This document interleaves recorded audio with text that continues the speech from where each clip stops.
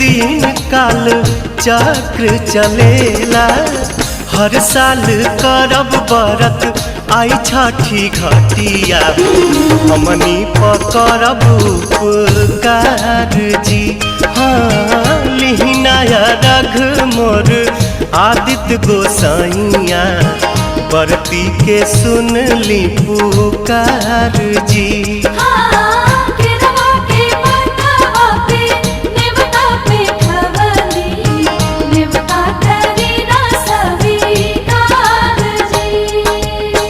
केरवा के पतावा पे न्योता पे ठवानी।